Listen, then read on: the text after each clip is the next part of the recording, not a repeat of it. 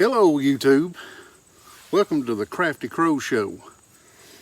Today on the episode we're going to talk about the individual kits that I have in my pack. Said I would do a series on that, so we're going to start here today with the first kit, which is my first aid kit. Me being a paramedic, this was probably my hardest kit to put together actually.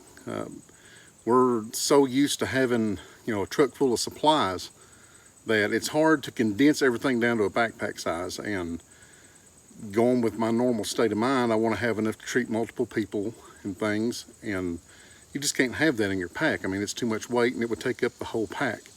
So I've streamlined this best I can. It will probably get streamlined more as I go on and see things that I do or don't need. So we're going to dive into my first aid kit and see what's in it. So first off, this is the first aid kit. You can see Crafty Crow logo. Got a big plus, says first aid on it. Tried to mark it all the way around. This is one of the bags that I made. It's not the best, it's wax canvas. Just tried to figure it out. When I first made this pack, the thing was stuffed. I couldn't hardly get the zipper full, is how much stuff I had in it. But, I've trimmed it down. So we'll open it up and we'll see what all I've got in it. Now, some items that I've got, probably people wouldn't be able to have just because I am a paramedic. And I'll show you what that is. It's probably only one thing though. Inside the kit, I've got some scissors. I don't want to sit still. We got a couple of waterproof cases. I'll show you what's in those. I have a 5x9 sterile dressing. I just got one. I had all kinds of these in there at first. I just have one. I have a just a syringe full of saline. It's 10 cc's. Be good for flushing wounds. You could draw more water up in this to flush more wounds out with it if need be, or to even flush your eyes if something gets in your eye. So it's not just a single use, it could be multi-use. But I have that. I also have a small 1cc syringe that has a needle on it. And the reason I have this, and this is one of the things that probably most people couldn't carry, just in case anybody I go with might have allergies to bees or anything. And y'all kind of excuse me with the sweat because it's hot out here and I'm batting the flies away. But you can see I'm out here in the woods instead of at the house. So enjoying a little time out in nature, and it's nice and peaceful out here. So the syringe, I have epinephrine I've got with me. Just in case, like I said, anybody in the group that has any allergies, if they get a bee sting or something, usually people that have bad allergies like that are prescribed an EpiPen, and they would have that with them. So, if you're going out, check with your buddies, whoever you're with, make sure they have that, or if that's something you need to be watching out for, because if you're hiking or out camping and you find a beehive or find bees, you can at least give them a warning so they can watch out for it. Scissors, you've got your knife, you've got a lot of other things, but sometimes a handy pair of scissors, and it's extra. It's not just for first aid, even though it stays in there and it's kind of a put in there and forget about it till you need it thing. Because hopefully this kit, you won't ever have to get anything out of. Now, these two containers I had got, I don't remember what to come in them, but I thought they would be useful. This one, we'll open it up and see. Rolled up in this is my tweezers. Just have a pair of just metal tweezers. And they're good fine tip, that way you can get small splinters and things out. Wrapped it up just to keep it safe and keep it padded and from bouncing around in there. Actually, no, I'm lying. This is not tweezers. This is the Epi. I've got it wrapped in here because it's in a glass vial, and just have it in there so it don't get busted or broken because it is glass. So that just keeps it safe. Got a little medicine dropper. It's good for multiple different uses. This might be something I end up getting rid of, but it don't weigh much, so it's don't hurt to have. one of the other ideas I had this, if I used iodine for water purification, then this would be good to counter drops for the iodine in the water. So have that. Here's the tweezers. You know, pull out splinters, pull out stingers. Lots of different uses for tweezers, and that's something you can't really recreate in the bush to get small stuff. This one also has some Benadryl down in here that for the same thing, any kind of allergic reaction or anything, I've got Benadryl. This is something else you couldn't carry in this form because I can give this with that needle, but you can carry just tablets, Benadryl or something. It would help for any kind of allergic reaction or regular allergies, just seasonal allergies. If it gets real bad on somebody, you're out camping for a few days, it's hard to get back to the house, this might help them through that. Other than that, this is kind of my little med kit in this pack. There's goodie powders, you know, in case you get a headache or anything. Got a couple little packs of Motrin, and I think these are motion sickness kind of things, just for upset stomach. That's what that is. Yep. Oh no, it's an antihistamine for the allergies and things. So all that stays in this little waterproof case, just to make sure, you know, these little packs and stuff, they don't get wet and everything.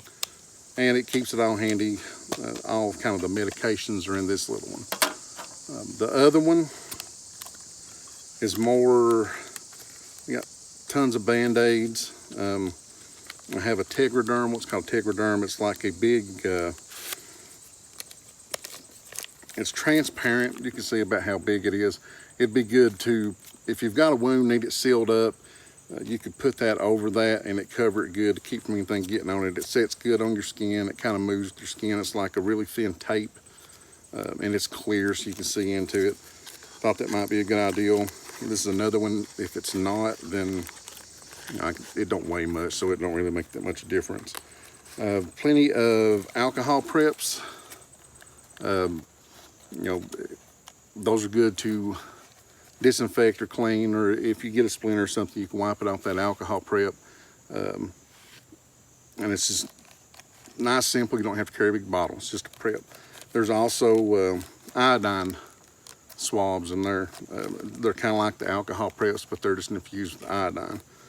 The last thing in this, I found this in the store.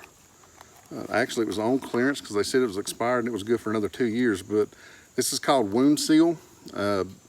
If you're familiar with any of the, what do they call those? The wound dressings that clot up the blood. This has got a powder inside of it. There was like 4 or 5 coming, whatever little box. Like I said, I got it on clearance. I got it cheap, that's why I got it.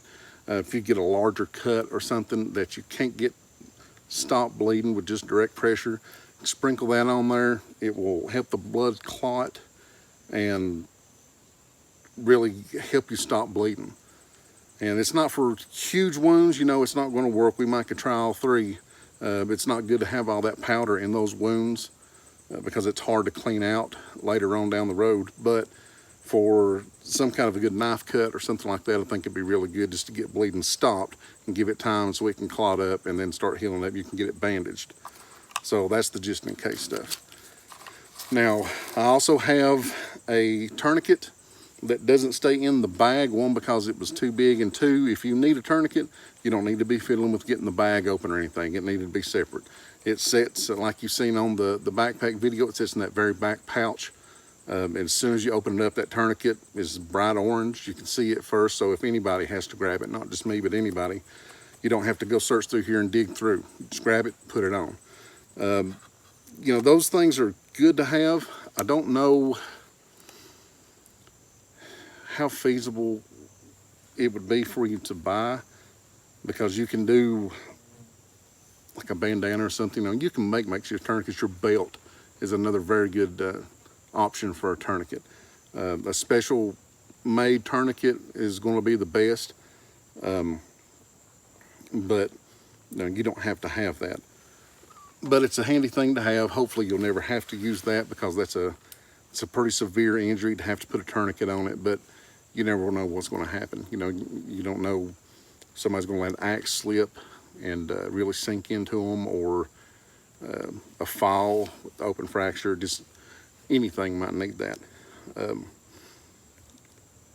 Other than this, because this doesn't look like a big kit, the other things in my pack, I've got other stuff that's kind of built in, you know, for bandaging. I've got tons of bandaging because I had triangle bandages and stuff in this, and there's nothing wrong with putting those in there, but I have big bandanas that I've made that can double as slings, they can double as extra bandaging besides that little 5x9. So this is more of an individual first aid kit, but it can also expand to some other people. You know, I'm by no means an expert. Yes, I'm a paramedic.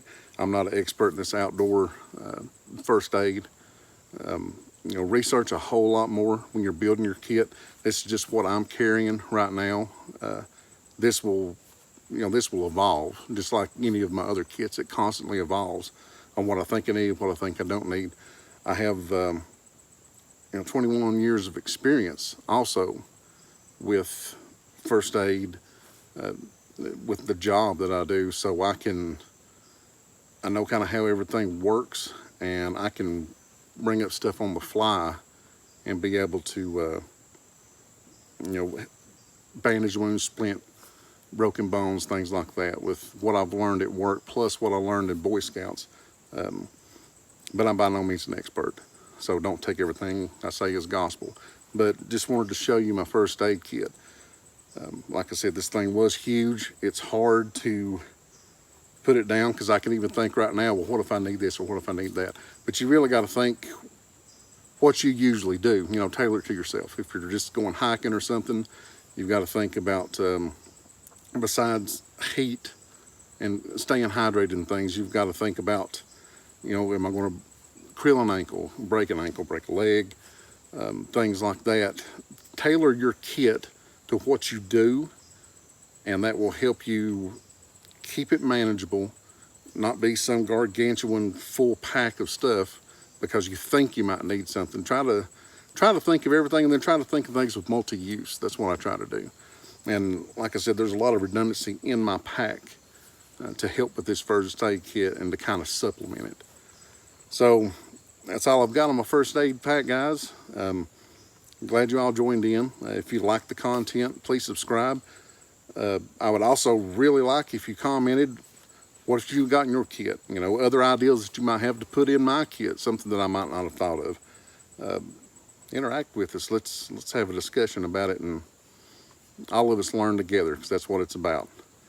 So thank you for joining me out here in the beautiful woods of Harlan County today. We're out on the Little Shepherd Trail, if anybody would like to know. It's all grown up in summertime right now, but it won't be much longer. It'll be a great place to drive down through to look at all the leaves turning. And that's what a lot of people do around here. People come from out of town. So thank you for joining us. Looking forward to making the next video for you.